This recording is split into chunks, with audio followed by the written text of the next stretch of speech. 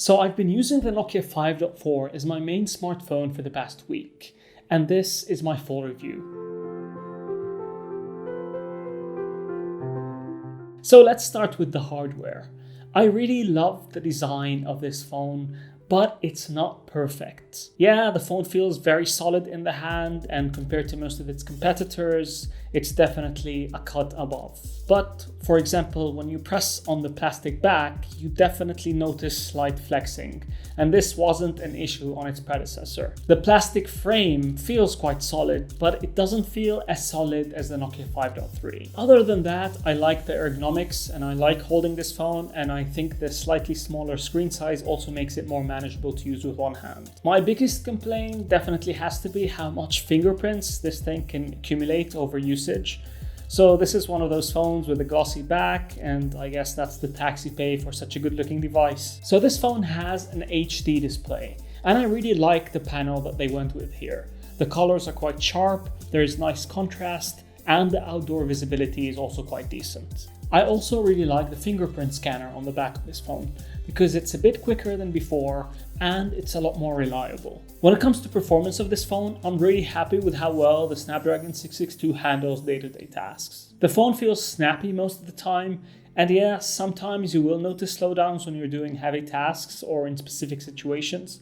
But overall, I'm very happy with how well it performs. Even when it comes to games, the phone can play games from medium to high settings, and that's really good for this sort of caliber of device. So, as you guys know, this phone is running on the Android One platform, and it's running on Android 10. So, the advantages of Android One is that it's a near stock experience with no bloatware, and you're promised 2 years of updates and 3 years of security updates. So my issue with this phone, other than the fact that Android One is a bit bland, is that the stability hasn't been great. So I've had the phone reboot on me a couple of times in this week of usage, but since the last update that I received a few days ago, the phone does feel a bit better, but further testing is definitely needed. I do expect them to fix any niggling issues very soon, which has been always the case with most of these Nokia devices. As for battery life, I think it's been great on this phone. So this has a 4000 milliamp battery and it lasts me a full day of usage, and at the end of the day, I'm left with about 40% of battery life left. So you can expect between 6 and 8 hours of mixed Wi-Fi and 4G usage. The phone only supports up to 10 watts of charging speed, so that's a bit of a bummer, but I do expect the benefit of this to be the longevity of the battery in general over 2 years of usage. The bottom firing speaker is just okay. I wouldn't say it's an improvement over its predecessor, but it does the job. The call quality is quite good though.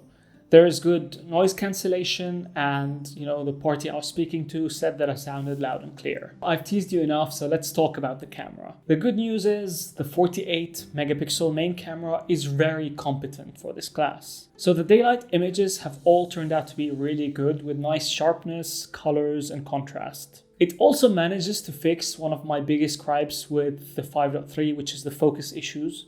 So most of the images taken by this phone end up being with the correct focus. And while the daylight images aren't night and day difference compared to the 5.3, the night mode images definitely are. There is notably more light being captured in every single low light image. And a lot of it has to do with the software tuning of this phone.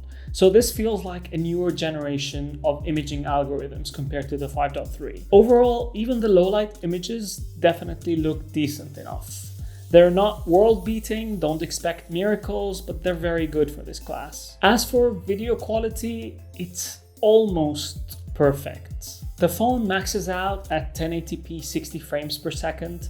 The video stabilization is really good, and there's also cinema mode from the 8.3, which gives you advanced video options and the ability to capture log format videos and color tune them on the go. The audio quality has also been massively improved compared to its predecessor.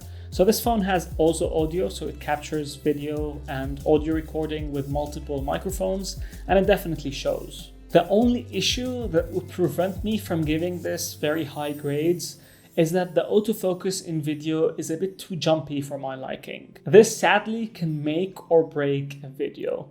It personally really gets on my nerves. So here's my verdict. I think this is a really good phone. I enjoyed using it as my daily driver, and for the asking price, which by the way this retails for around 180 US dollars in the UAE, I think it's a good buy. It's not perfect though, and I definitely notice the slight downgrade in quality compared to the 5.3's hardware, and the haptic motor isn't as good as the 5.3. But for all the specs, the asking price, the performance, and the camera, I think it's a good buy. So yeah, I would definitely recommend checking this out if this phone is within your budget. So what do you guys think of the 5.4? Let me know in the comments down below. I'd also love to answer any questions you have or concerns regarding this phone. So that's it from me. I hope you guys enjoyed this video. If you did, please don't forget to share, like, and subscribe, and I'll see you in the next one.